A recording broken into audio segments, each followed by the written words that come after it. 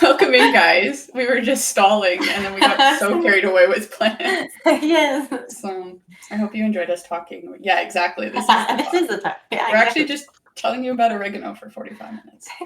Yeah. But yeah, thank you for everyone for joining in. If you're on Twitch, hello. If you're on Discord or anything else, checking in on YouTube later, hello. Thank you for joining us. I am Babette. I'm the founder of Entry Level, blah, blah, blah, blah, blah. But I'm joined today by Elaine Gómez, absolutely extraordinaire here. We've got a bunch of different things. You probably saw on her ad that she went by game director, but she's also I believe, president of Latinx, Women in Latinx. Yes, I am president of a nonprofit. Yeah, president of a nonprofit working with Ironroot, I believe. Yes, a brand new game studio. Yeah, and working with Midnight Hour Games as well, which has done some really cool projects. Yes, and that one is my own studio, so I definitely wear a lot of hats. I was gonna say a lot of like high up hats too. You're a lot of managing, a lot of founder, like president. I imagine that's a very busy week. Very busy, yeah, and lots of responsibility. Yes, yeah. No pressure, but you know. No pressure at all. What came first, if you don't mind me asking? What came first? So I started in the games industry in 2016. So this May, actually, next month will be my 10 years in the games industry. 10 years, yeah. Yes, 10 years. So I graduated from the Interactive Media and Game Design programs, the master's program at the University of Southern California. So I have a bachelor's, but it's in information technology. So I knew coding, I knew programming, but the program that I was at, which was at Rutgers University, it was more about data architecture and like back end like structure of data. And I was like, I don't know if I want to do this for the rest of my life because it would be like IT. Right. And a lot of graduates from that school, they end up going into the IT side of pharmaceutical companies, so like Pfizer or Warner Lambert, or I think Warner Lambert got acquired, but Johnson & Johnson, and in New Jersey, there's a lot of pharmaceutical companies, so it made sense that Rutgers, being the state New Jersey university, that's where that would go. They kind of like already, Yeah, they're already there. And it's a lucrative career. Like you can make good salary, good money, but it's like I felt like it was a bit stale for me. I was like, I'm a creative person. Like I want to be able to do something where I talk to people more and not just do like a 9-to-5 desk job just to pay the bills and and that's it. So there was a professor that I had in that program. His name's Dr. 𝗕𝗥𝗘𝗔𝗫, and he taught all of the games related courses that were part of that curriculum in information technology. Oh, cool. Yeah. And he was like, hey, Elaine, you're doing a great job. Like I see a lot of potential in you and you seem really passionate and interested about games. Have you thought potentially about pursuing a degree in that and learning the craft and entering that industry?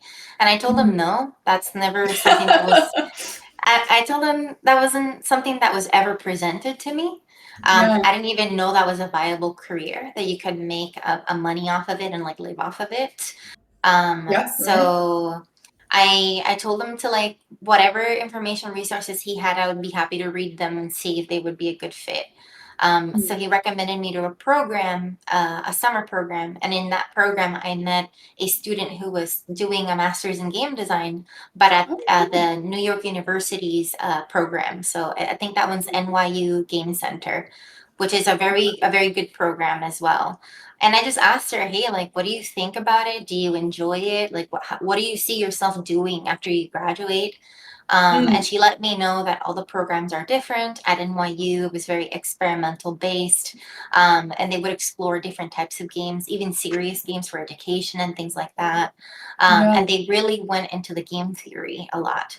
And she said there's other schools that focus on engineering, like 𝗔𝗕𝗢𝗨 in Seattle. They focus on like, you're going to build like your own like game engine. This was back in 2012, 2013. So maybe not what it is now. But back then, it was pure engineering. It's very much like that kind of the back end vibe again. Yes. So I was like, well, I don't want to do that. And then I landed on the University of Southern California because they were more storytelling based. Because the games program was under the umbrella of the cinematic school, and USC's film Okay. school is like one of the top schools. Like Steven Spielberg, like has a whole like building Oh, dedicated to wow. him, and Yeah, because yeah. it's in LA, you're so close to the LA games industry. Yeah. Yeah, So you've a got the lot of resource there. speakers come in and things like there's a lot of opportunity. So I Mhm. only applied to NYU and USC, Okay. and the one that accepted me was USC. So then I packed up my stuff, moved from New Jersey to California, and That's a bit spent of a 3 jump years from there. New Jersey. Yep, Yeah. from New Jersey, with no friends, no family, no connections. It was literally like Yeah. chasing a dream. Because I was like, Mhm. if I want to do this, I need to, it's going to be uncomfortable. And I have to move where the jobs are. I have to move where the opportunity is. So I'm going to leave my family, leave my friends, leave relationships that I had of people that I was with, and leave. To start Yeah. something new and chase after my dreams. So that wasn't easy because when you don't have a No. support network and you literally feel alone in a whole new city, it's tough. It was definitely not easy for me to navigate my first like 6 months to a year. It was very Mhm. lonely. Yeah. And I also didn't fit in. That's another thing. So I grew up in a very traditional conservative home, and Oh, wow. in Okay, my teenage years, I started listening to like heavy metal, hardcore. I yeah. started like liking like piercings and tattoos and like Yeah. wearing like studded belts, all black and all that stuff. I never grew out of it. I think Oh, it got yeah. worse. Yeah, I was gonna say you've got the whole sleeve, so I'm assuming it Yeah. went well, but So, I didn't fit into, like, with the folks that I was with in school because everybody's, like, yeah. D&D, the Magic the Gathering, Star Wars fans, like, played a Mhm. bunch of, like, MMORPGs, and I was here, like, I listen to heavy metal, and I play some games, but I don't know all the games. Didn't even know what D&D was because it was not around my circles, but I knew Yeah, it's I knew how to just cook, I separated knew how to enough. clean. Yeah, but I knew how to cook, I knew how to clean and all of these things because I was There you raised go. in a household where I had a lot of responsibility to help my parents. Yeah. So I feel like my world and everything I grew up with and my interests were in so much tension with like who a game designer, game developer is supposed to be. I don't fit the box even to this day. Yeah. Um, I don't even call myself a gamer because I game, but not to the extent where like it's all that I do. Like Yeah, I yeah. would rather call up my friends and spend 2 hours talking on the phone about what's going on in their lives and all of this stuff like that. Mhm. Um, but I do enjoy games. That's not to say that I don't enjoy them, but my whole life doesn't Yeah. surround like just playing them. We've interviewed, yeah, some like game dev folks here who the same thing. It's like, oh, like I work so much in games now, especially that Yeah, it's like I do other things in my free time because I can't spend exactly. 24/7 kind of thing. Exactly. Yeah. Yeah, yeah, yeah. And it's on the screen all the time, so I find ways to like get off screen. Mm, Um, mhm. but it's not easy, especially when you get in industry and you're actually working your 9 to 5 job, or not 9 to 5 is not a 9 to 5 at all. It ends up being like a 9 9 to 7 to or a 8. 9 to 8. Yeah. Yeah. Um, your brain is fried at the end of the day because you're like, Yeah. I don't even want to look at a screen. I want to read a book. Or I call it vegging out when I just go on like Apple TV or like Crunchyroll and I just watch stuff for like an Yeah, hour just or gotta two zone out and for zone out. yeah. That's like Yeah. No, I I don't totally want to get talk it. to anybody. I don't want to play anything. Like I just want to like literally decompress because The game dev closest thing to is legally dead, yeah, you can get yes, to, truly. Yeah. absolutely. Yeah, and people don't understand like for folks who are going into the industry or looking to like start a job, the amount of talking that you need to do to agree on things and make sure that a design is correct or make sure that we're making a good call. It's constant talking and talking and talking all day. So you split your time between in engine if you're implementing, if you're a designer writing some documentation, but then at the senior level and lead level, you're just in meetings almost all day, every day. And it's to get Yeah. alignment, to make sure everybody's is going towards the right direction, to make sure that people feel supported in what they are doing. And if they need feedback or clarity on certain things, that you are there as a lead to provide that for them so that they Mhm. can execute and be successful in the milestones that they need to deliver. So it's just Right. constant talking, talking. So yeah, at the end of the day, I'm just like, nobody talks to me. You know? Yeah, Give you me have to just do like like the 30 minutes of opposite. Yeah. silence. Yeah, Do and you it's find it exhausting. difficult to make that kind of transition into like personal time when you're spending so much like I used managing to. everybody else? I Yeah. used to. It used to be very, very hard. But now, like now, after 10 years and with all the things that I'm doing, like if y'all knew my schedule, like I wake up around 10:30 in the morning because I clock in for my job at 11 and I Mm, work all day. I'm plugged in until 8 p.m. But then comes my nonprofit work, then comes my indie work, and then right. comes the stuff that I'm involved with the United Video Game Workers Union. And we can talk about that too, the work that's Yeah. being done there. And then my life. So I end up from 8 p.m. or 8:30, sometimes 9 p.m. because sometimes my job I have to stay in logged in a little bit longer. I Right. go to bed sometimes at 3, 4 o'clock in the morning, like That's lately, because crazy. there's so much that I have to do and I don't have time Mm, during the day. So I go to bed at like 3, 4 and wake up again at 10:30. So wow. it's tough, like when you're doing indie stuff and I got laid off. So this is Mm, like a aftermath of that. I used to have a full-time job with benefits. All I did was game design all day. And then yeah. after hours, I could just do Latinx and just Like you focus could on kind of that. step away. Yeah.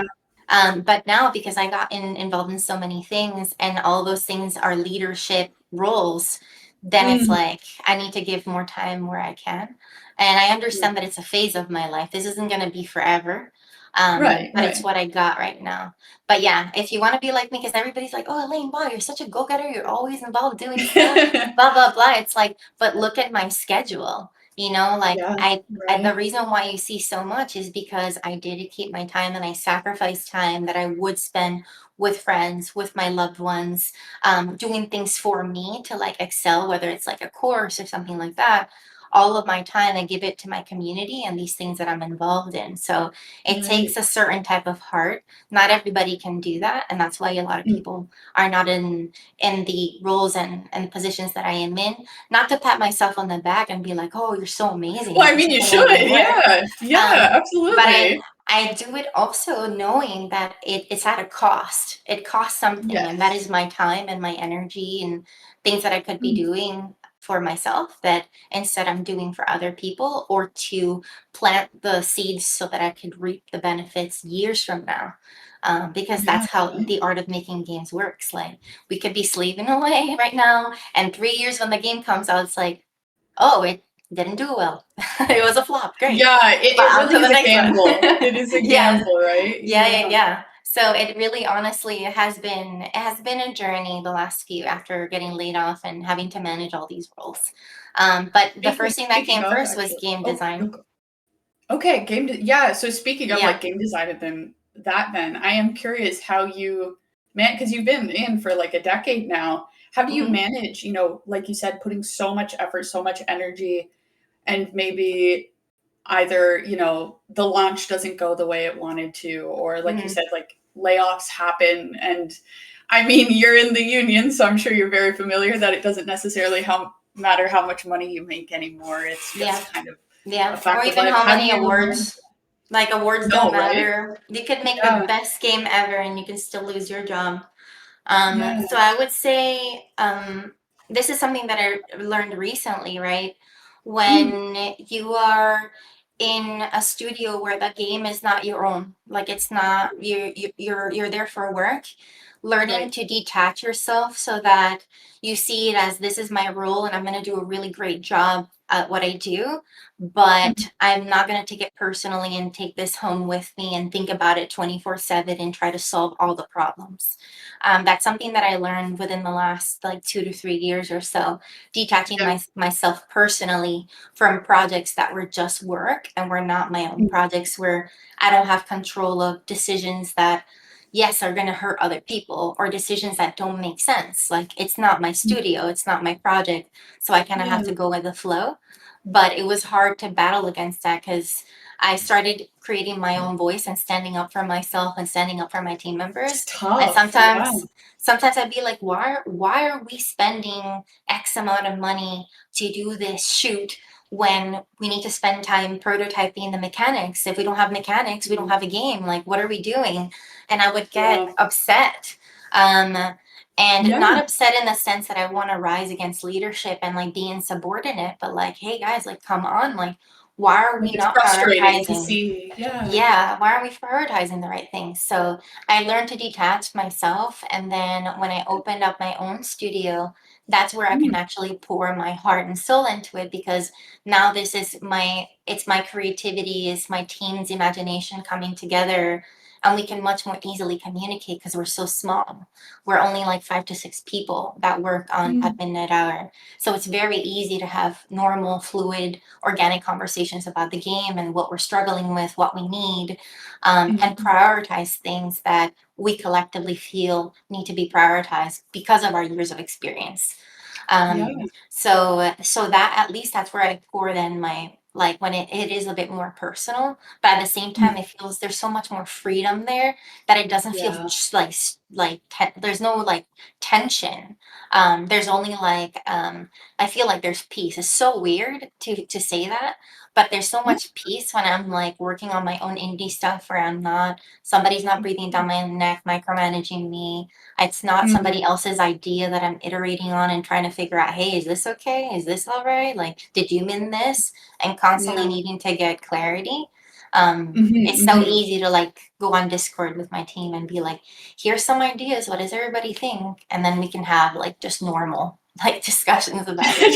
It, Yeah, it well, you guys literally have such feels a good. clear vision too, right? Yeah, Like, you it get feels to good to have that level of freedom and creative independence to do that. yeah. I mean, yeah, it's almost like babysitting, right? Like, when you're Mhm, babysitting a kid, it's like, "Yeah, this is great. I like this kid," but mhm, it's a job, and then, like, if you were to have, like, an actual exactly. child, you're like, "Oh, this is mine," kinda thing. Right, There's exactly. more yeah. Yes. So for those of you listening who are like thinking they're in a studio or something and you feel that tension sometimes, like, don't take it personally. A job is a job. Excel at what you do and be so good at it that if you leave, it'll be felt. Be that good and love what you do, but don't take it home with you to like lose sleep over it and cry Mhm. about certain things because they're not going the way that you think it should go. Like, don't let that damper like your passion, and because you become jaded. It's so easy in games to become jaded It is and really be like, I easy just to don't care. I literally don't care anymore. Like, yeah. don't lose that. Like, don't lose your love and your passion for what you do, because that's what makes your work unique, and that's what sells Mhm. you. That's what makes your portfolio special. Is the whatever Yeah. passion and love you have for what you do and the things that you like. So don't lose that. But you will get influence and you will get pulled by the currents of your studio and projects, and it may be possible that you get jaded, but don't lose sight of your goal.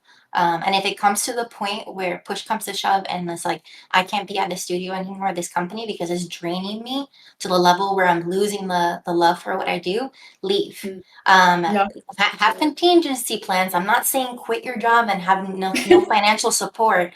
Do not do that. Find your options and see what Yeah. you can do, but leave, because being at a place that sucks your soul and you lose the love for what you want to do, if that occurs, it's so much harder to get back. It's so much harder to Yes. be able to heal from that. And I would Of hate for you course, to yeah. have to go through that, because I went through that and it was no fun. I had to go to therapy, and I went through Mhm. a stage of depression where I wasn't eating. All I was doing is crying in bed.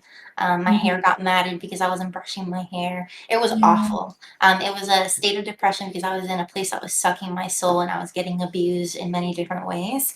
And Yeah. it took me almost a year and a half, 2 years to heal from all of that. And I wish I would have just Mhm. got out sooner. I had options where I could have found a contract somewhere else. Like, there's so many solutions to problems. Yeah. And I'm sure that if I would have tapped into the right people and really analyzed it, I should have left that situation much earlier than what I did.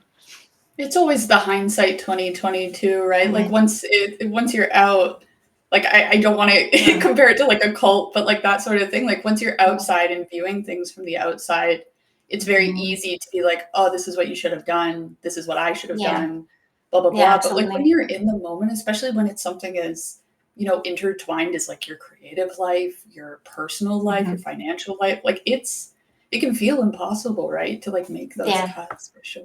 Absolutely, yeah. And I understand too that the reason why people tolerate abuse and they tolerate those situations is because the financial need is so great.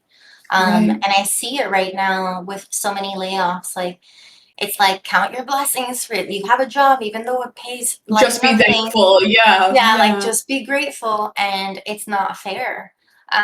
No, no, it really isn't. And you cannot do good work if you feel miserable. Um, That's it, right? that's Yeah, especially in a creative role.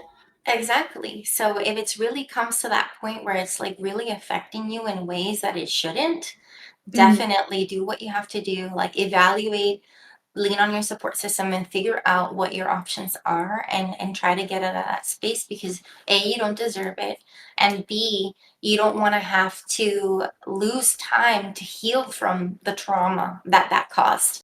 That could Right, be right. years. It could be A years. long-term damage for sure, yeah. Exactly. Yeah, absolutely. On that topic of kind of like abusive like workspaces and like kind of the difference between like trying something new and putting yourself in an uncomfortable spot versus like this is an abusive spot, this is a toxic Mhm. workplace. I Yes. kind of want to bring it over. You said you work with kind of the union, especially like the Mhm. games union. Like, how do you guys like help point out these things and kind of help give voices to people who might be in that kind of situation? Yeah, that's a great question. So all of us in some way, whether it's been working in AAA, indie, our own stuff, contract work, freelance, all of us have Mhm. experienced something within the years that we've been giving into the industry, where we have to like Right. what I call is collective rage against the Yeah, industry, yeah, and the yeah. ways that things are, the way that things are have been built and how Mm. things work. And we all understand that we deserve like fair pay, equitable pay. Mhm. We all understand that it's not fair for a company to just send out an email or put up a post somewhere and say, X amount of people are going to get laid off. And then you get an email and you get shut off from like Slack, you get shut off from Teams, no Mhm. communication with your coworkers. Everybody's kind of in limbo. So we have all experienced similar things through Mhm. shutdowns and layoffs and all of that in the last 2 to 3 years. So again, Right. collective rage. We're like, we had enough, and who's going to do something about it? Because for sure, it's not going to be the shareholders and the executives. They don't care. Yeah, It's more money in their pocket and less money for the developers who are making the work. So what are we going to right. do? And Mm. that's where like the desire of making the union came from. That it's like, what are we going to do? Well, we are going to make changes for us by us, and we are Mm. going to demand that we are respected. We're going to demand that we get paid fairly, things like that. So with a Mm. union, different studios, big studios have their own unions. Blizzard has one. If I'm Yeah, not yeah. mistaken, Respawn has a union. So there's different Nice. studios that already have their own unions that advocate for their workers. Mhm. ZeniMax also had a union, and I'll let you know all what the benefit of a union is, because there's a lot of Yes. like hostility towards unions, and it's systemic, because there's Oh, propaganda yeah. that has been shared that, oh, if you're part of a union is bad, like you don't want to Oh, like it's rise up against expensive, the it'll hurt your boss. job, it'll blah, blah, blah, blah, blah. And Yeah, it's yeah. the entire opposite. So let me give Mm. you all an example. So ZeniMax online, they had a team working on a project that was canceled. The Right. entire team got laid off. So I don't know, 200 plus people, right? And it was Yeah. because of the union that ZeniMax had, that those workers were a part of, that the union was able to negotiate their severance so that everybody was able to walk away with money to be able to Yeah. sustain themselves It's for a something. period of Yeah. time. And they were able to extend the health benefits of all workers for up to a year after getting laid off. That's And that huge. never happens with anybody. Like you get No, it caught doesn't. off, you get caught off right away. So that's the Yeah. benefit of having a union that like really advocates for you, because it's workers for workers, everybody's having each other's backs. Is like, what do we need to make sure that we're all okay? Well, we need pay and we need benefits. So let's advocate for those two things so that our Mm. people are safe and they have a netting to fall back on. So that's what Mm. we do at United Video Game Workers. We're brand new, right? We just started not this past GDC, but the previous GDC in 2025. Gotcha, Um, gotcha. and we are an opt-in like dues-based union. So you pay Yeah. a monthly, and that pool gets funded for everybody, and we can all use those funds for things that we agree on. So for example, for 2026, we agreed that we're going to open up a hardship fund, and that fund is going to be utilized for members of the union who got laid off and are having a hard time paying their bills, or they just need help. They can apply to that hardship fund and get the money that they need. They wouldn't be able to get that at a company or like anywhere else unless they made a GoFundMe or something like that. So we're taking our own dues and saying, for those of us who can pay monthlies, use our money to help other people who are not in the same position where they can afford the dues to get the benefits. Another thing that we're starting to investigate is union-based healthcare. And I think that's a really big one. So That's that no huge right matter, now, especially, right? yes, yeah. So that would be especially for freelance contracts. I don't know if you all know, like, the uptick of contract work that has increased in the industry. So they are Yeah. eliminating full-time roles so that you don't have to be on payroll and get benefits or get Yeah. equity. But then they'll give Yeah. you a 12-month contract where they don't give you benefits or anything, just paying you hourly. But then if you get sick or something happens, what are you going to do? So if we have a union-based healthcare that people can opt into, then they pay their dues that would go towards that benefit. And no matter what contract they do with whom, or if they get a full-time job at a company or not, they have that healthcare that will follow them everywhere that they go. And to us, I think that's huge. Like for all That's, of yeah, us. that's such a, Yeah. it's Yeah. truly, it's like a life-changing thing, especially like I'm very lucky in Canada. We have Universal better healthcare. Yeah, we have Yeah, I wish. universal healthcare. Yeah, I'm like, hey, listen, our jobs might be bad, but we got the doctors. I would But gladly pay more taxes for universal healthcare. but truly, I But I know a pay lot of taxes for other things that I don't want to be a part Yay. of. Yeah. Truly though, a But lot of like our especially in entry level, a lot of folks here are like either neurodivergent or like have registered disabilities, and that's such a difficult thing to get covered, especially right. by a company Employer, versus absolutely. like a worker centric sort of thing. Absolutely, yeah. So that's why unions are important. And if you are all interested in UVW, United Video Game Workers, I definitely check us out. We're online on all socials. Any of us are happy to have one-on-one to talk more about what we do and why. Yeah, I mean, I'm sure Stacy will grab the link here. So folks, hang tight for a second. We'll drop it Cool. into here. But yeah, especially if you're new to an industry that maybe doesn't talk a lot about unions, definitely check it out. We're very pro-union at entry level. Union busting is unfortunately very much a thing in games. So yes, it is. Stay researched, know what your rights as a worker are for sure. Absolutely. Yeah.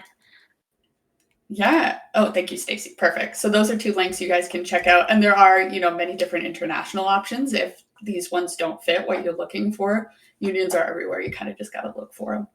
Yes. But this one's specifically for game devs. And I think we have a branch in Canada because Montreal, Toronto, big game hubs. So I know we have some folks up there.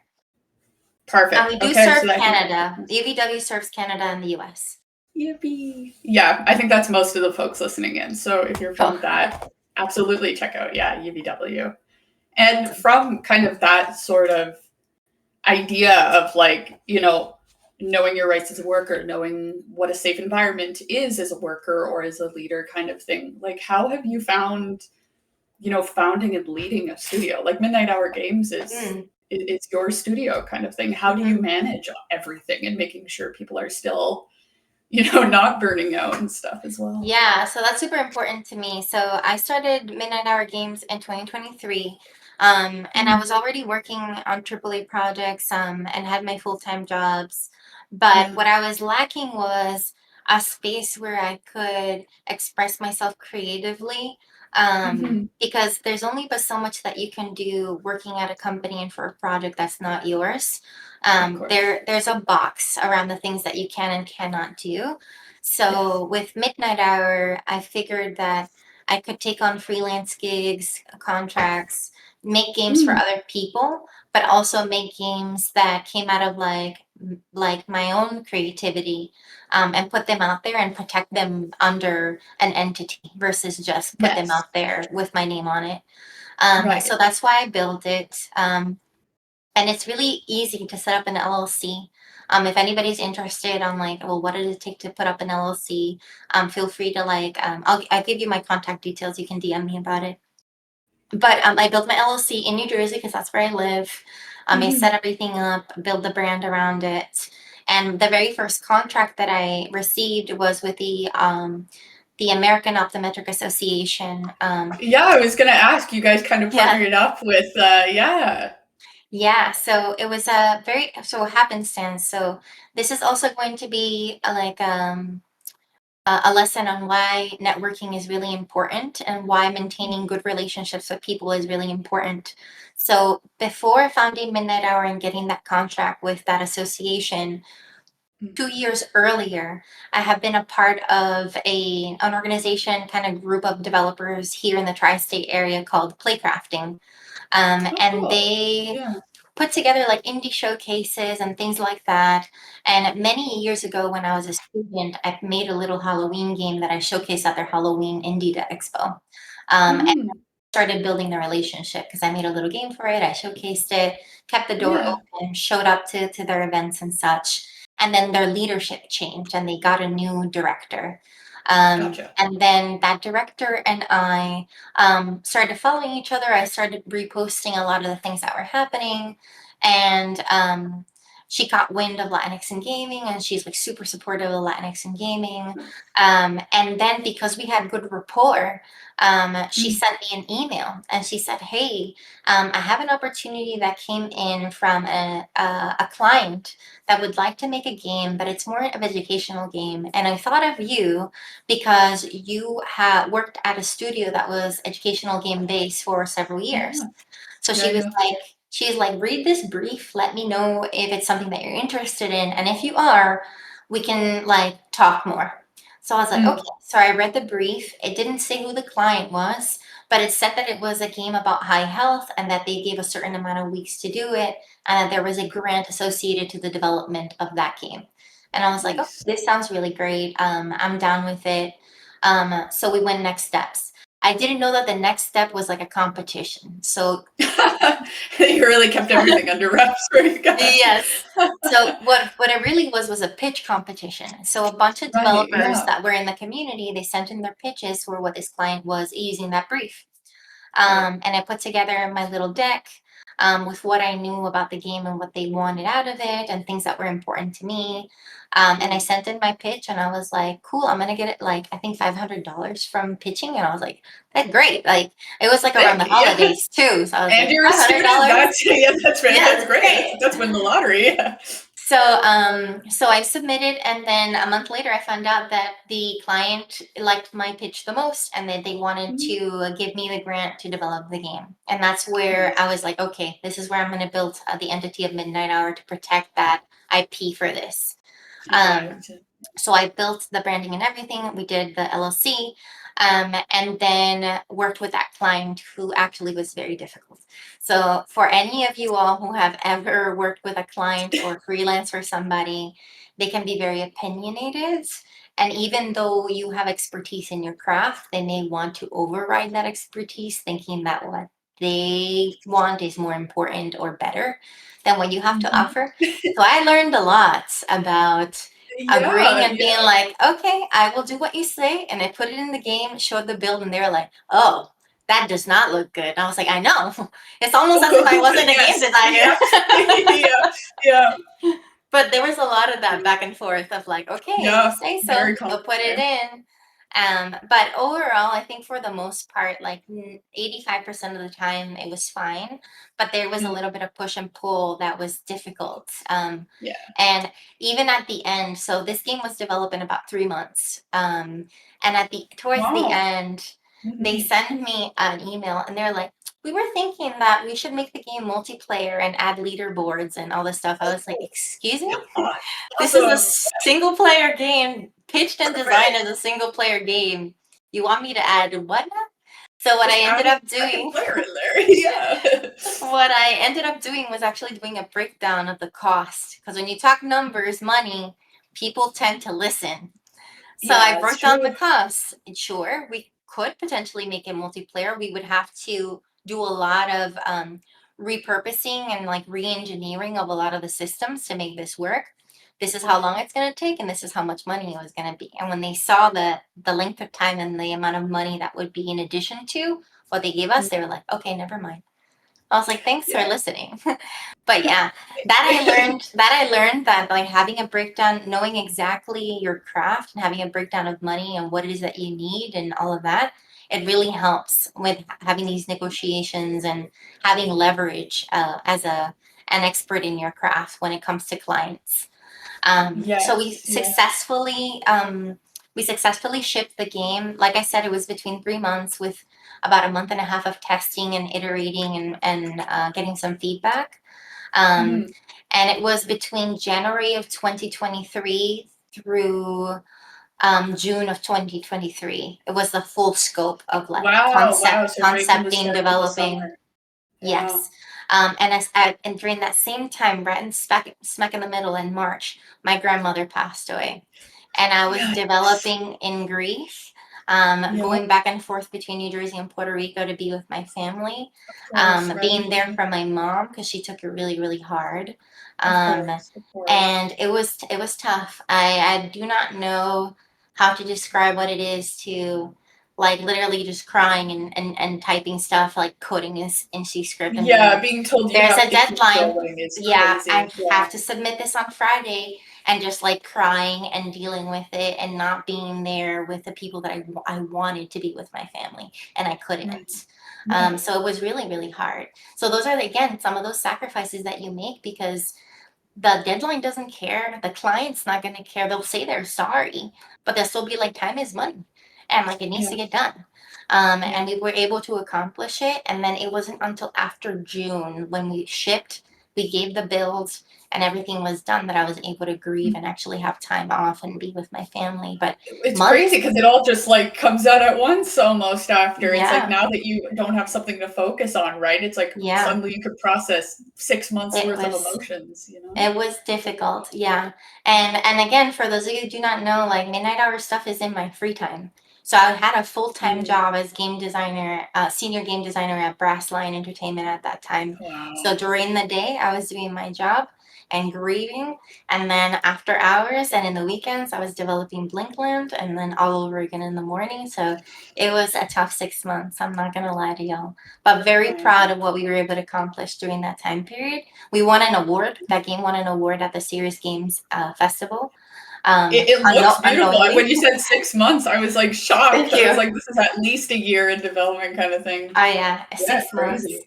And truly, honestly, it was 3 months of development because the other 3 months was just polishing, iterating, and bug fixing. Yeah. We were Right? content complete in 3 months. Oh my Um, god. but it was a struggle. And then not only that, but managing my contractors. So we're not a full-time game studio. So I contracted Mm. friends to do music composition, audio design, 3D modeling, Right. UI art. All of that was contracted out to friends and folks that I met through Grapevine. Right. And managing those folks and communicating with them too, because they were scattered all over the North America. Yeah, Um, a lot of time zones in yes. America. Yeah, yeah. So it's like, hey, like this is what I'm thinking about sound, for example. Like I'm feeling that it should. I have a weird thing where I can describe sounds with shapes and colors. Um, Ah, yeah, yeah, yeah. so when I spoke to the audio designer, I was like, you might think this is really weird, and I'm so sorry if that's the case.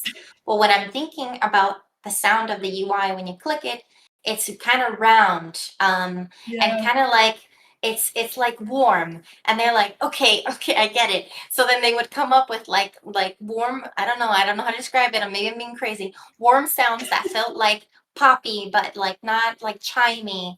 I was able to describe those things and we were able to like align it. You'd be Um, surprised. I mean, the last guy we spoke to, if you guys haven't checked out the video with Kobe Anthony, I super recommend it. But they were describing like, oh yeah, sometimes music sounds crunchy and I get to make crunchy music. Yeah, Kind of thing. like I Sure. definitely understand that. And that's exactly how I describe sound and music. And I was very Mm, lucky to have collaborators in the contract that understood that lingo and were able to work with me to figure it out. how cool. Yeah.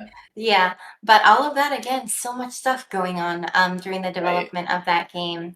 And then now we worked on the Global Game Jam last January.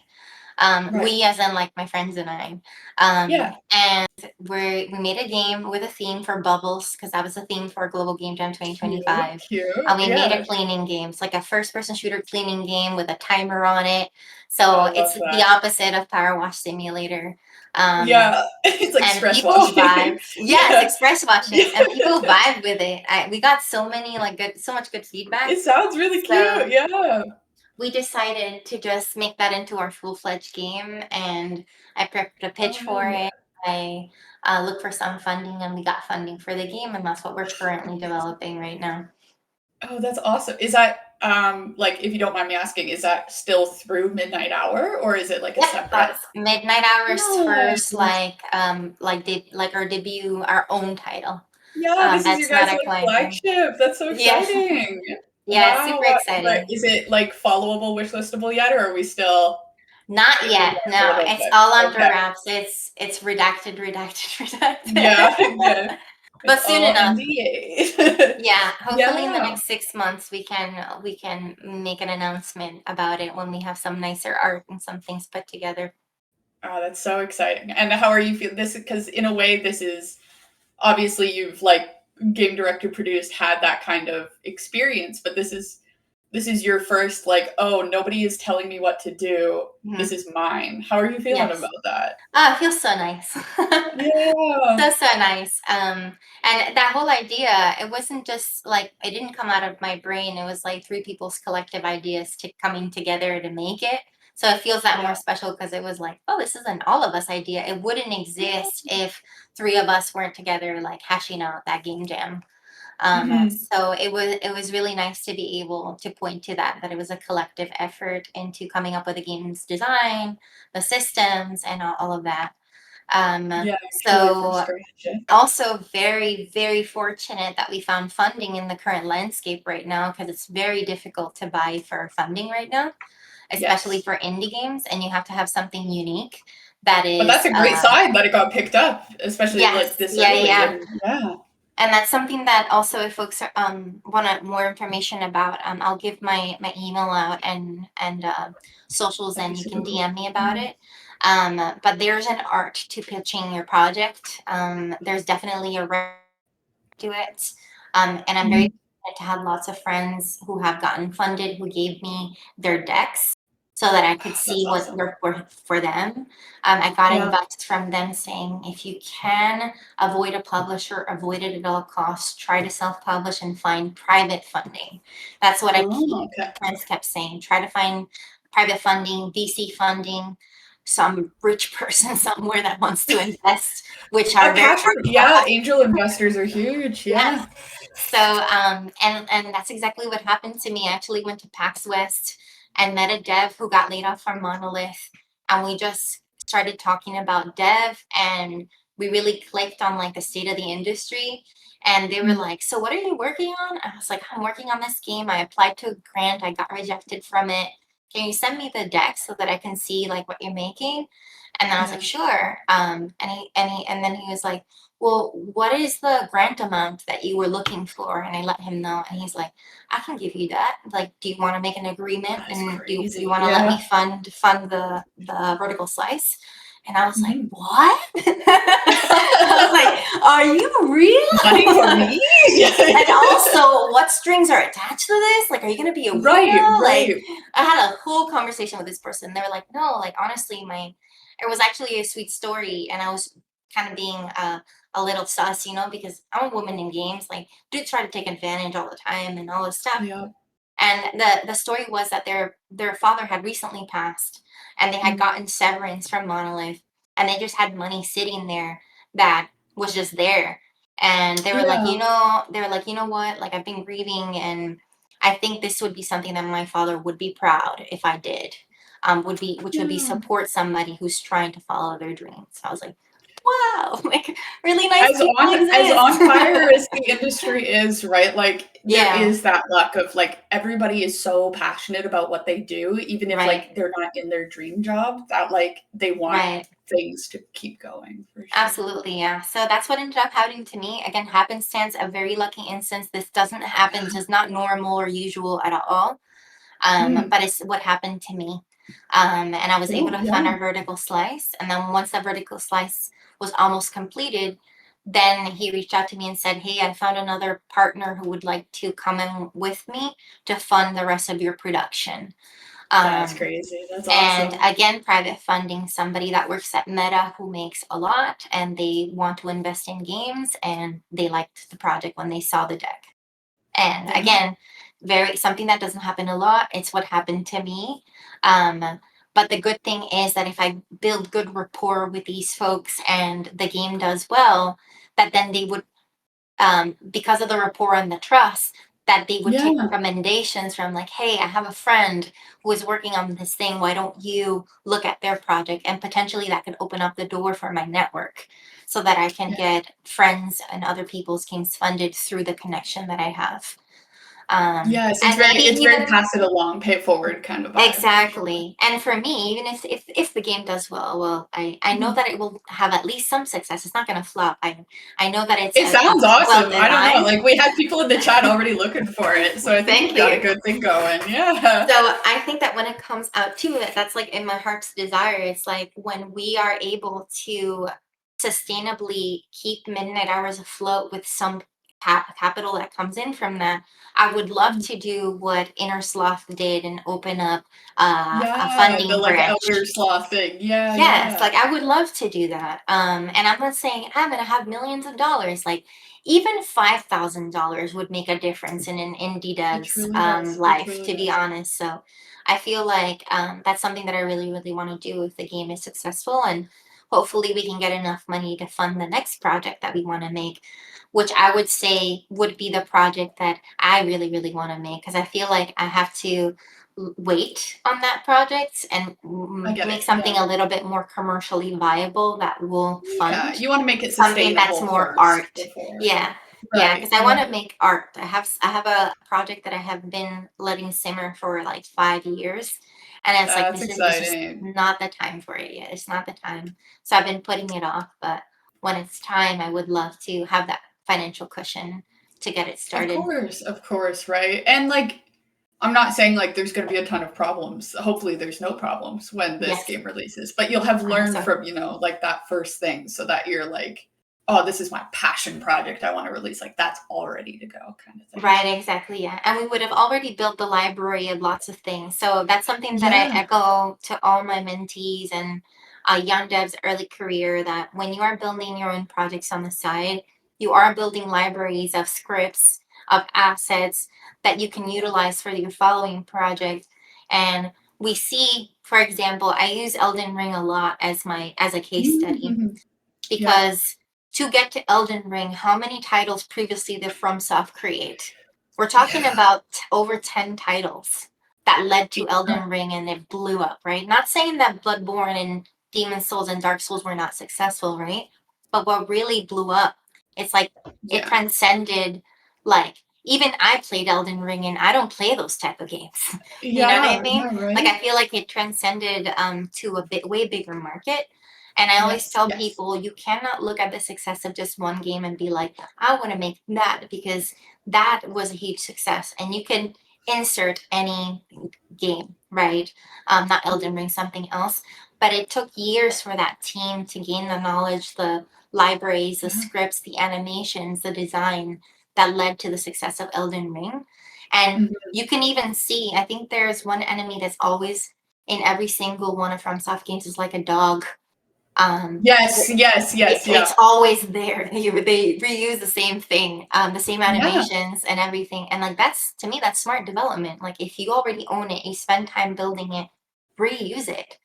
Of um course. Yeah. that's Yeah. what I do all the time with all of my jam games. Like I don't make everything from scratch. There's a whole library of scripts that I have from 10 years of working on game jams. Like if I have an inventory Mhm. system that I already have in my deck, I'm going to use it again. I'm not going to build it from Yeah, zero. why duplicate the same thing twice? Exactly. Yeah. For Don't sure. reinvent the wheel. If you have access to that stuff and you have it with you, like use it.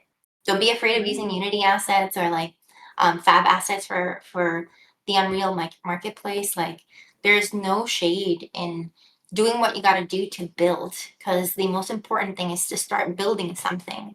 You have to get out of the Yeah. paper design. You have to get out of just talking about it. You have to build it. Doesn't matter if it looks ugly or not. Like irrelevant. You can always swap out assets. Always. Yeah, truly, truly. Like your first thing doesn't have to be the perfect version, Yeah, it's for never sure. beautiful. Focus on functionality, focus on the experience. And when you get to the Mhm. level where a gray box is fun, that's when you know that you have something. It's like Yeah. everything is gray, there's no assets, but people are telling you, wow, this is so much fun to play. It's like, it's Mm. going to be so much more, like, it's going to be way better once everything's replaced and you can get Yeah, a like it better only tone goes and up. feel.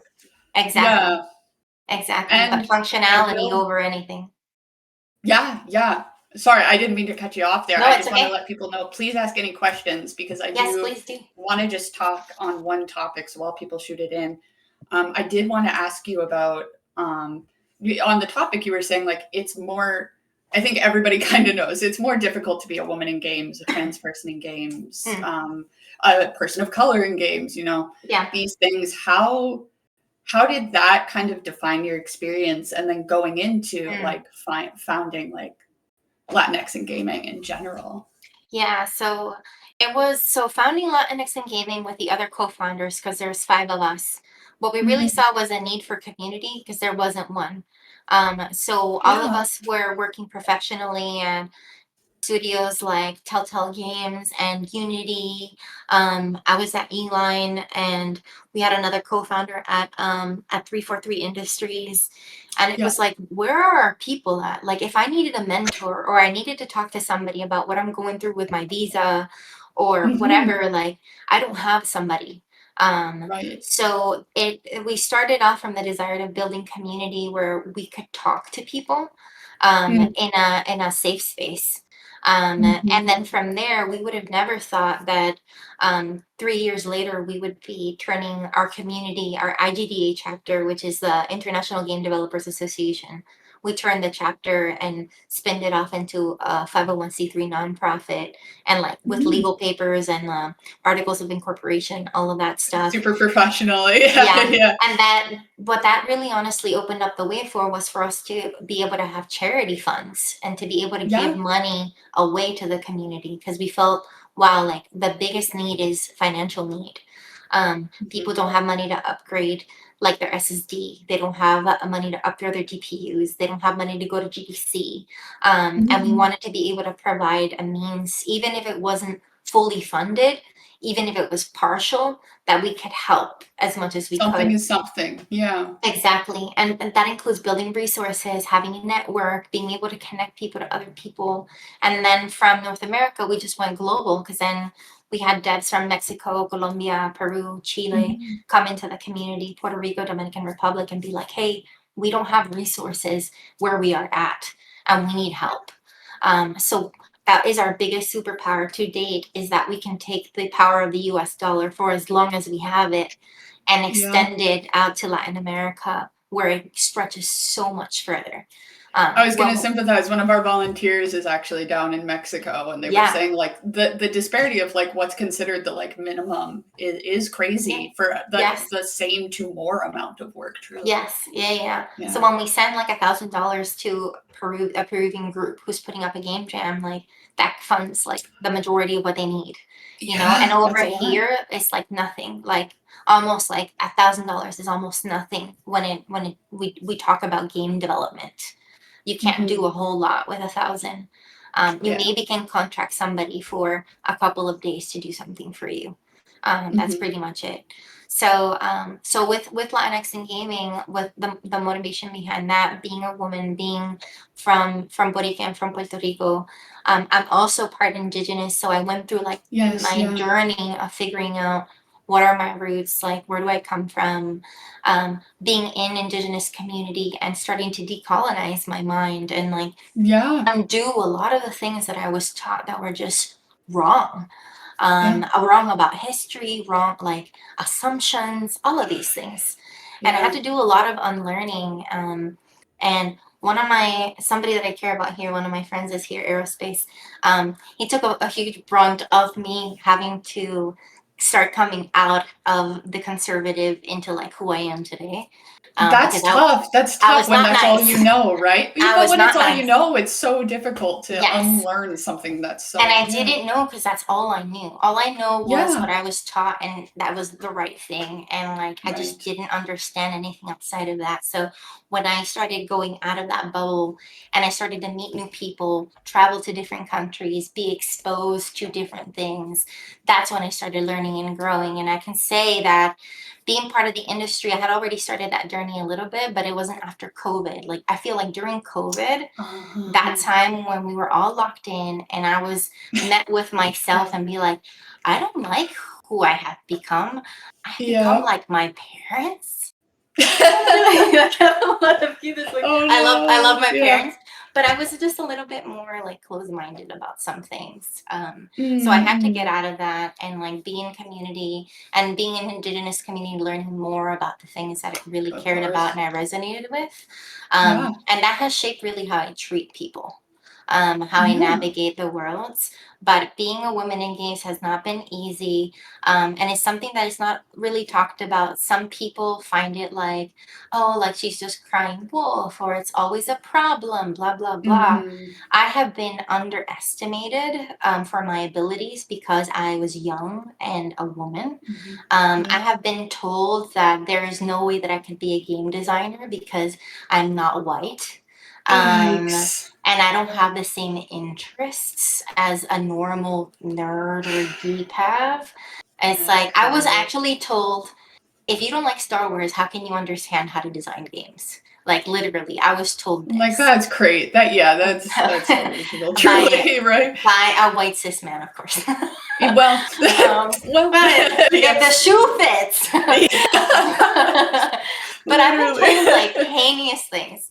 Yeah. Not only that, I have been harassed up until 2026. A couple of weeks ago, I was harassed by somebody that I work with who manages me. That's Um, crazy. and it's not even like, we're not talking about like even like touching me physically or anything like that. It's like Mm. continuously being told, wow, you're so beautiful. Oh, I can't stop looking at you. Like, blah, blah, Yeah. blah. It's like, dude, like, I'm not trying to work. Like, what is Yeah. wrong with you? Like, I Truly. can take a Truly. compliment. Like, I don't have a problem if somebody's like, Elaine, your style, super cool. Like, your hair, Yeah. amazing. Like, you are gorgeous. I hope you know that and you believe in that. Like, I can take those compliments. But with There's somebody such a different vibe. Yeah. every single Yeah. day, when somebody continuously, every time they meet with you and talk to you, like, you're so beautiful. Oh my God. Like, oh my God. It's just like, dude, I'm going to punch you in the mouth. Like, and then Yeah. if I do that, then I get in trouble. And that's not fair. Yeah. No. So that has happened up to 2026. I can tell you this just That's happened to me at crazy. GDC, multiple times Yeah. at GDC. That's crazy. Yeah. And I have been very lucky that I have not experienced some of the very more negative things that some of my friends have experienced, because I have a lot of tattoos and I feel like as I give like, don't F with me vibes. Like, Yeah. I will No. No. punch you. It is a very yeah. I get that. I'm a I little get bit that. intimidating, even though I'm 5 feet tall. But usually people don't cross the line with me because there's some level of respect. But there's some people that just do not care. They don't respect and see somebody else as a human being, and they disrespect you. They don't have an issue with that. They don't think there's anything wrong with that. And I've had to overcome those things and just really have a lot of confidence in myself, to stand up for myself and know that Yeah. I will not tolerate being spoken to that way. Cross that line again, and I will escalate. I have Yeah. done that now that I'm older. In the beginning of Yeah. my career, I was so scared of using It's my voice. difficult at the start. Yeah. Yeah, I was afraid of losing my job. That's what I was Yeah. really afraid of. And I was like, I need Yeah. this job. I'm living far away from home. I don't have a support system here. I need this money. So I will take the abuse. And I took abuse for many years. And that's the period where I was talking about that I fell into depression and I had Right. needed Yeah. therapy. That was a learning experience for me to never let somebody allow me to get to that point again. to not let anybody influence my worth, how I value myself, or any of those things, because whatever issues they have nothing to do with me, and they are projecting or mistreating me or whatever way because they have issues that they need to fix, and it's not that it's my fault. And once I or started your understanding responsibility, that, right? Like, yeah. once I started understanding that, then like I broke that cycle completely, and I started standing up for myself, for my team members, and having a voice, and being known as like, Elaine is the person that I can trust. If something's going on, I'm going to talk to her, share everything with her. Elaine, can you help me? Or like, give me the right words. Like, what should I say in response? Like, should I go to HR? Should I go to my manager? And I've become that person for my team members at all the studios that I have been since. Because I went through it, and they understand that I have a level head. I can become very stern and very direct when a line is crossed, and people There think you go. You are intimidating. It's not just the tattoos. I can be intimidating, but I am very happily and bubbly, so it's against my character. So if somebody brings me there, it's because they really, really did like hit a point where I was just like, I can't play your games anymore. It's not fair what you are doing. So I'm not going to be kind and nice because you haven't been treating me well. So like, what's going on? That is a very hard thing to master when it comes to being a woman, actually to be a person, to be told that I am of value and I have respect for myself, and I won't let you step or walk all over me just because you think it's fun, or just because you need to elevate yourself because you have things going on. I will not tolerate that. So definitely hard to do that, folks. So I don't expect 𝗕𝗥𝗘𝗔𝗞𝗜𝗡𝗦 to like have all that confidence and like, I'm going to fight for myself and everything's going to be okay. But find people like me who can then ally with you and be in those situations and help you navigate and give you advice. Because that's what we're here for, right? When it comes to real, true mentorship, a real, true mentorship isn't somebody who takes an hour of their day every 3 months to talk to you about design or programming or art. A true mentor is somebody that you can talk to and say, hey, this is going on and I don't know what to do. I need your advice and I want your advice, and that you actually listen, that it doesn't go one ear and not the other, but you actually taking it in, analyzing and evaluating and seeing if that's a solution that you can take, modify it to whatever makes it fit for your situation. Like, that's what a true mentor is. And when you find those people, like, hold on to them because they're super important and they can make a huge difference in your career and in your life. And to me, that's people like Dr. Sanchez, who opened the door for me to be into games. To this day, like, he supports the things that I do, and it's been like 17, 18 years since he like told me, like, I believe in you, I see potential, like, what about game design, you know? And I have had yes, and I have had mentors that I've met at GDC, at PAX, people that I connected with. And they're just humans. Remember that these are just human relationships. Don't take them at face value of a transaction, because it's so common in our society for things to be a transaction. I'm getting this from you and then you're getting this from me. But when you're looking for real, true mentorships and relationships in the industry, it is about caring about the other human being, what they're going through. If they're looking for a job, like being like, hey, how's the job hunt going? I saw this role, I thought of you. All those things build rapport and trust and relationship. And before you know it, 10 years go by, and maybe they're the ones who give you a referral for a new job, or maybe they're the ones who will help you co-found a new studio. You never know. Treat everybody with kindness and respect, because that's what we all deserve with everything that's been going on. We deserve to be seen and heard, you know? Truly. So yeah. And if you don't have somebody who sees and hears you, I am here. That's what I lend myself for.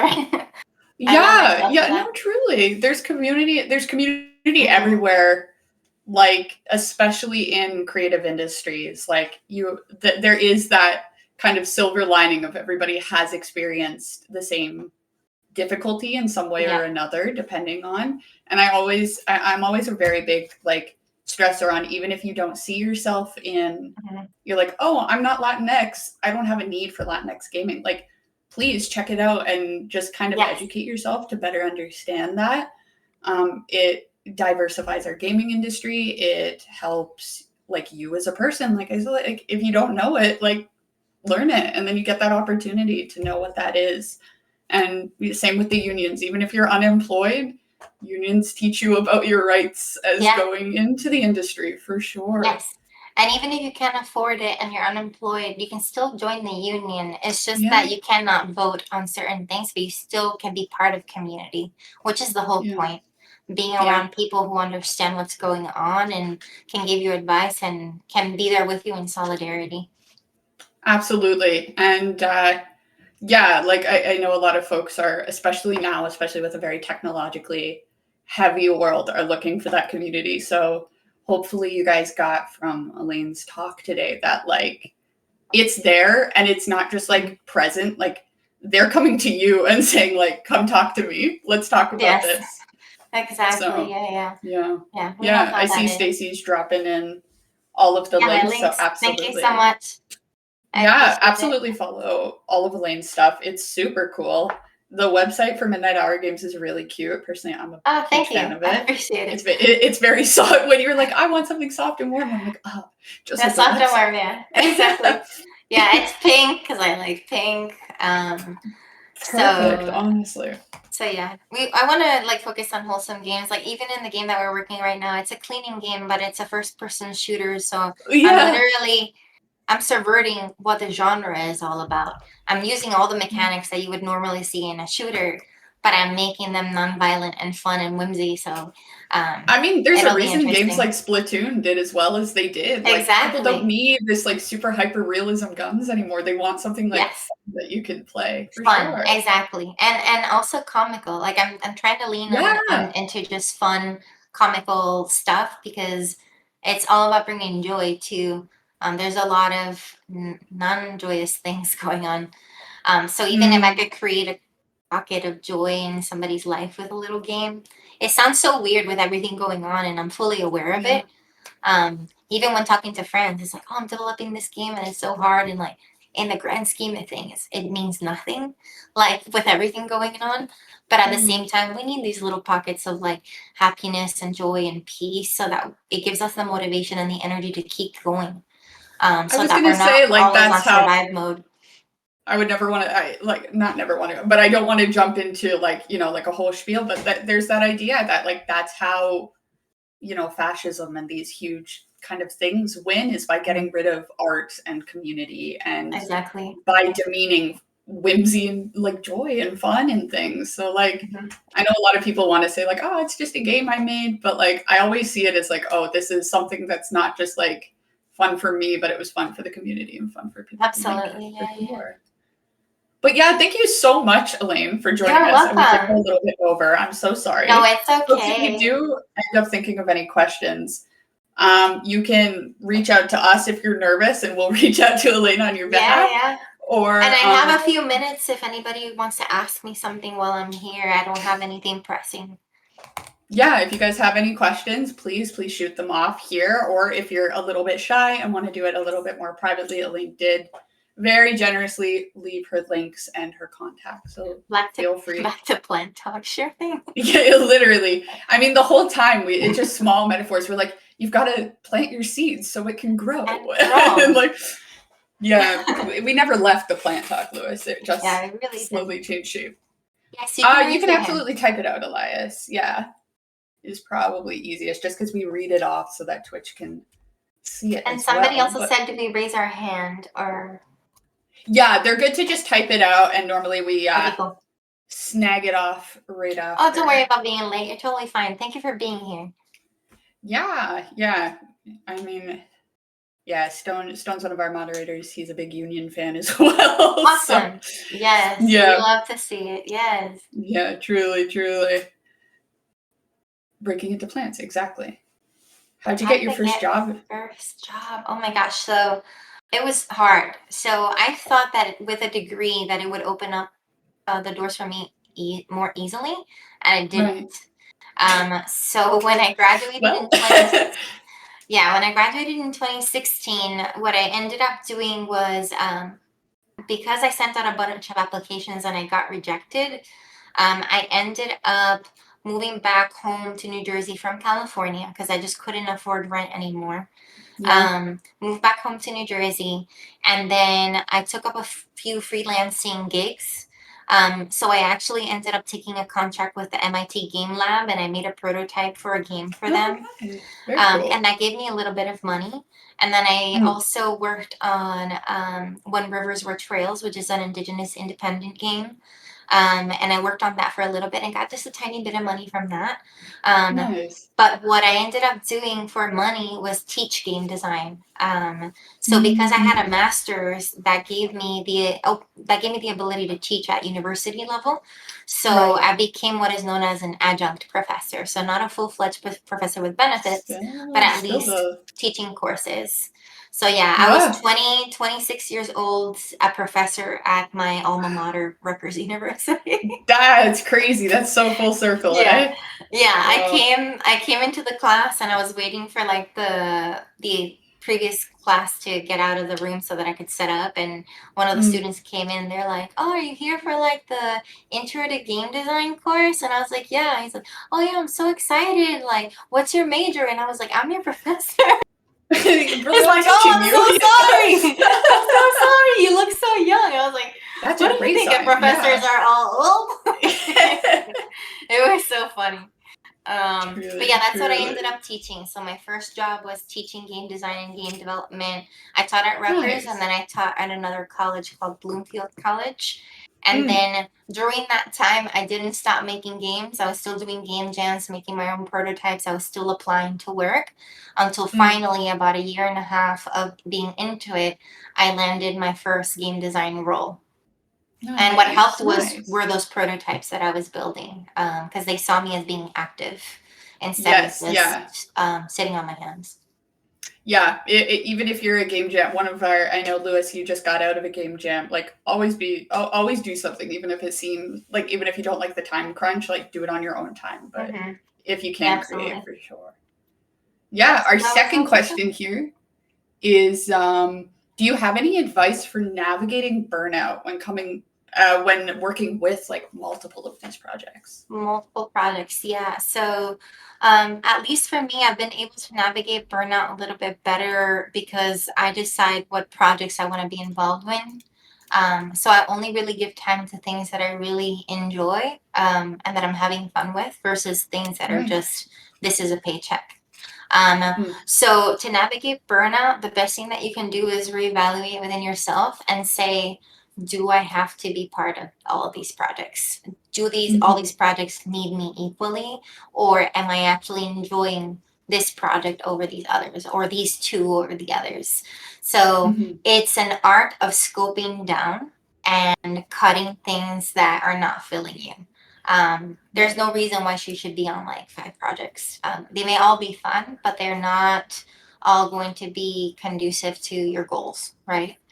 So I would Right. say the best thing is to cut. That's the only way to deal with burnout is mitigate, and not wait until you literally burn yourself out, because you are that's the road that you're taking with having a lot of multiple Right. projects. The only finish line is you burning yourself out. There's no other outcome from having a lot of multiple projects if you're already feeling that way. So if Right. you want to prevent getting to that point, cut back. We say it all the time in game dev, like scope down, cut back. This also Yeah. means in your life. It's not just the games. Mhm. Practice that same concept in the things that you're getting yourself into, and learn to say no. I'm learning to say that more often now because I love to help as many people as I can be involved in a lot Yeah. of things. And I need to also tell myself, like, I need to say no, so that I can rest, and recalibrate and all of those things. So that would be, yeah, Truly. best advice: prioritize and scope down and figure out what you can cut so that you don't get to the point where you do burn out, and then it doesn't Mm. matter because then you're not even going to want to make anything. So why get to yourself to that point? Like I said earlier, with when I should have left the situation at that job earlier than I Mhm. should have, I let it Mhm. get to the point where I could not return, and it took me Yeah. again 2 years to heal from all of that. Yeah. If I would have left earlier, I wouldn't have had to do that because I would have been able to save that energy, and not get to the point where I fully emotionally and mentally burned out. Yeah. So that's the You best, can the you can best always come advice. back to a project too if Absolutely. you end up like loving it. Like we're in such Hmm. a society of like you have to be constantly, doing something, but like you can come back to things that you like and or do it part-time, do it as Absolutely. a hobby before. Like Mhm. there's no shame in that. We're very like passionate about like you're a Yeah. game dev if you make games. Full Yes. stop kind of thing. Yeah. And if this is a personal project, you can always put it on pause for a little bit and pick Yeah, it back up later. That's exactly. always another option.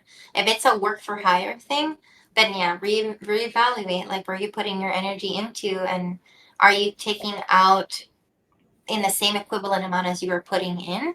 Because if it's not equal, then it's time to reevaluate and figure out what's best for you, because they're not going to care about you. That's a reality. You need to watch out for yourself. Yeah, that's a great way of putting it. Yeah, it's not selfish to put yourself first kind of Hmm. vibe for sure. Absolutely. And kind of on that subject of like, having different outlooks for the industry, we'll just ask this last question here Mhm. from Elias. How do you, network with that feeling of like you mentioned, like a little bit of jadedness or like Mhm. have the desire to network after being mistreated and experiencing that sort of environment in the industry?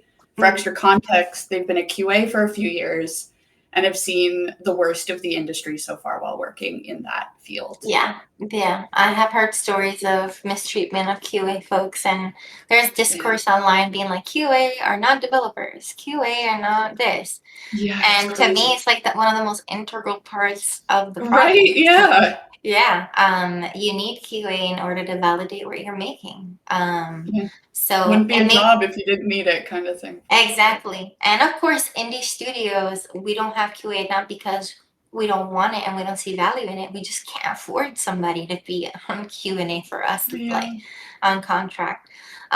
So what I would say, the way that I navigate datedness is that I don't lose sight of what's important to me, and I Mm. treat people individually. Just because somebody hurt me doesn't mean that everybody's going to hurt me.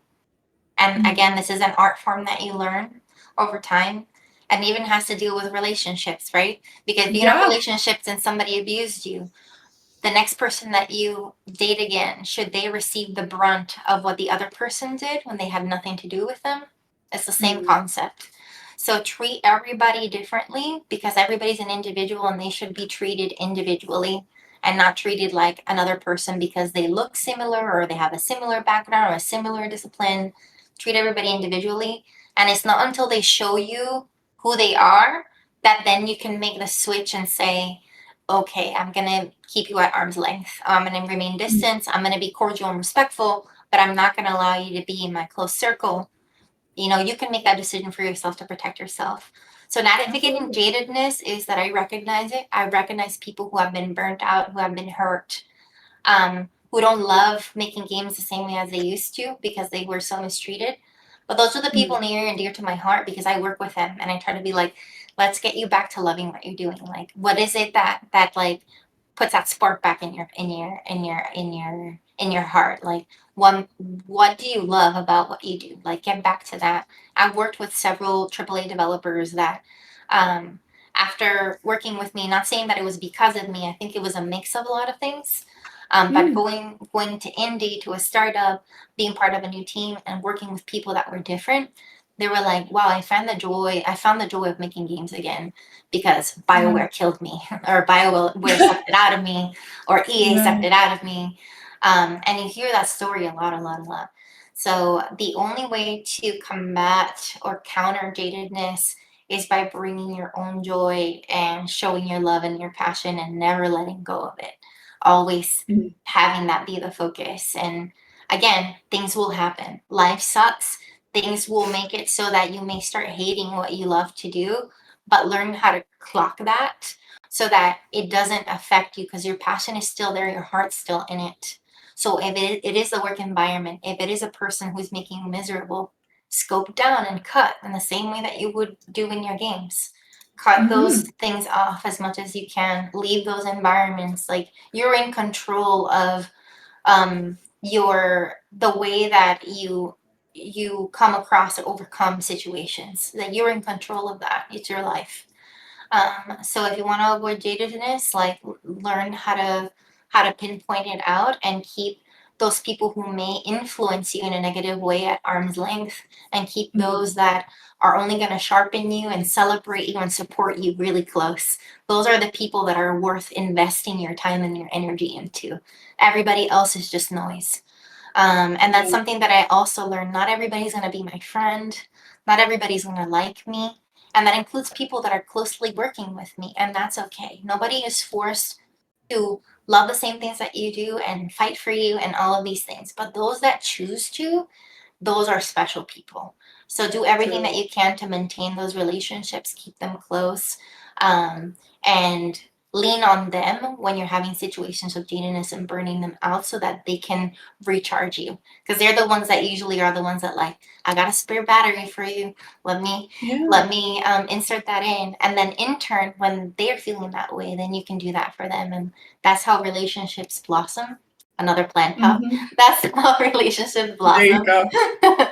and that's how you can build a true network of people. I was gonna say too. I'm like, we're back to the community garden vibe. Community, Seriously, it's true. It's so true, and not just in games. This is a life lesson thing. It truly is. It truly is. Like you really, whatever you put in, you get back tenfold for sure. So if you're gonna sow in jadedness and discord and angry and I'm bitter, blah blah blah, like how are you supposed to have good vibes and make cool shit?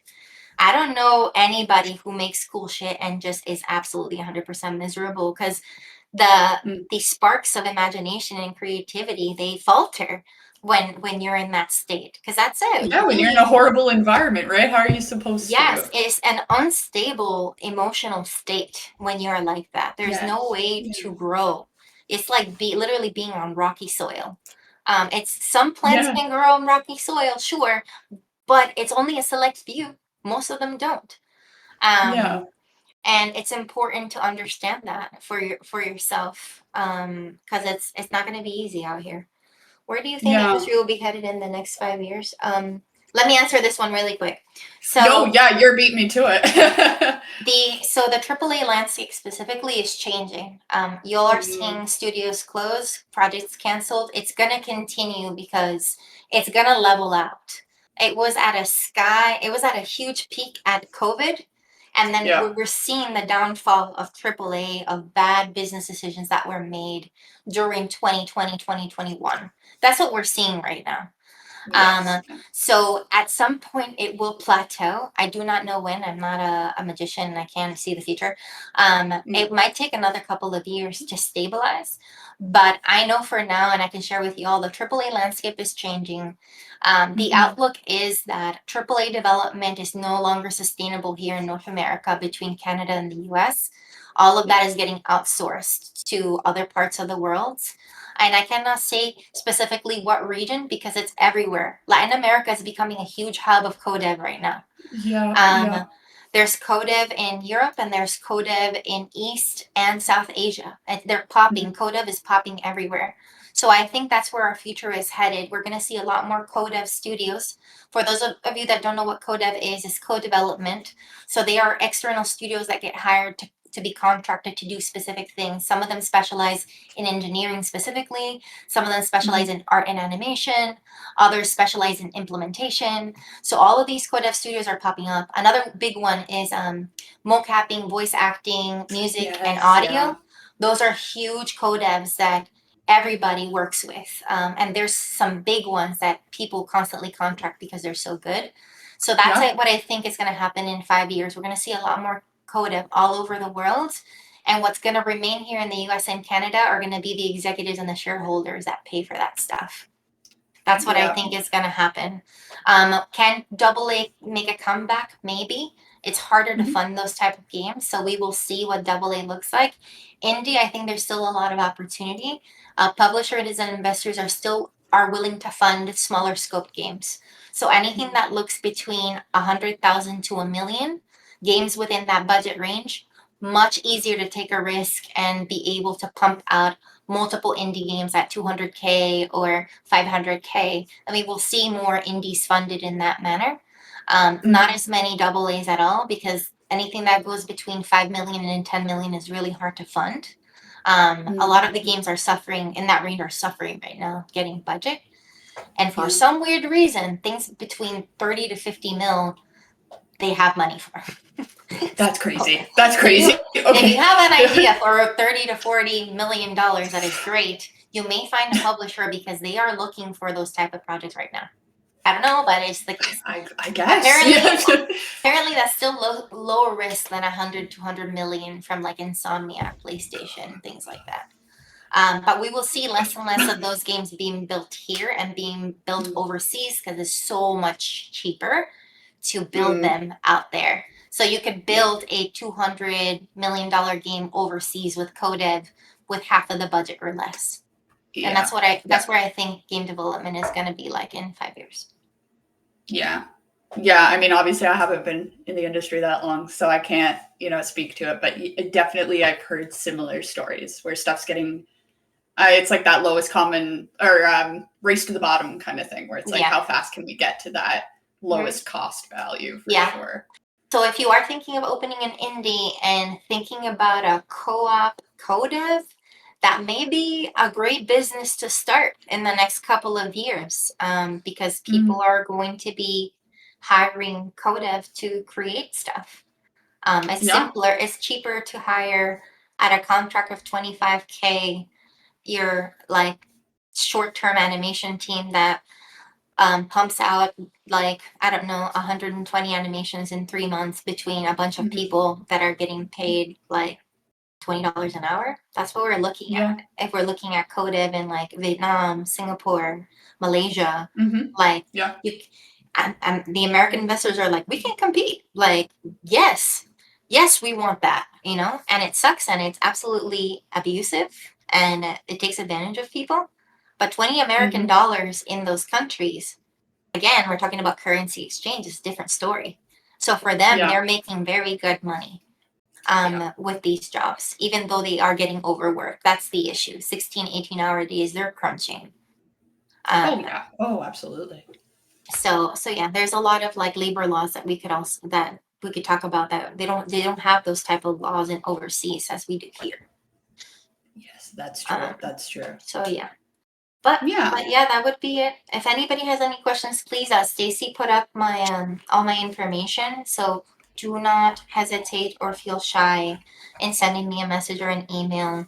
I always answer, even if it takes me a few days, but I always answer. So I would be happy to take questions or advice. I think judging by the comments alone, and I don't know, like my own personal feelings, it seems like you've inspired a lot. I know you say like, oh, I'm kind of jaded in the industry and stuff, but like, I don't know, like I feel so much more inspired knowing that there's like such a sense of like, oh yeah, there are people looking out for me. There are people looking out for my peers, I'm glad you feel seen and heard. That feels really nice to hear.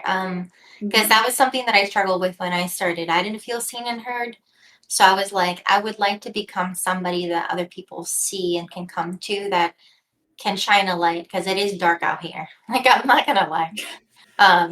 But if I can shine a light and even point you in the right direction or connect you with somebody that can help you, because I don't have the expertise, like that's what it's about to me when somebody has reached the 10 years that I have been at, and hopefully many, many more, is to have those extended networks and thousands of people that I've been able to meet from all over the world, from every discipline, worked at so many companies, to be able to give that to the next generation. Like, that's what it's all about.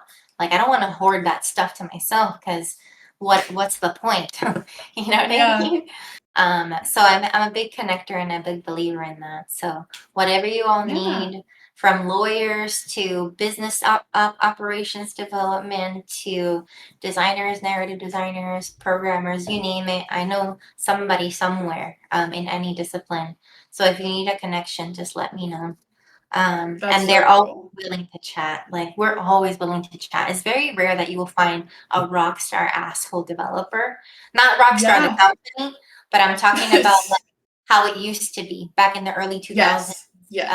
They were assholes. These dudes were not nice. They were like, Their Yeah. ego was bloated as hell. It was And very now tech things, industry. Yeah. yes, Yeah. and now things have changed. A lot of folks are just like, I would love to talk to a student that wants to be a narrative designer. Yeah. Let me chat you up. Yeah. Well, truly, it is because of folks like you that's making it Oh, so thank you. approachable. I really There do and think there are a that. few of us. I'm not the only one who's really, really Yeah, no, open there's to this stuff. a ton out there. Yeah, yeah. So yes, please check out, Elaine's all of Elaine's like works and personals, and also check out those groups that she's a part of, because the people in those groups are just as approachable, just as friendly. Yes, Truly, truly. yes. And And thank you that so will much for your time. I know we went thank crazy you. over. No worries. For those of you who are needing a financial assistance, I just want to give a plug to some of the stuff that we do at Yes, Latinx. please. Yeah. So, in the summer, so you will have to wait between June and August. There are two opportunities that we open up to the community, but they're open for everybody that is in need. One is the grants program that we have every year. So Nice.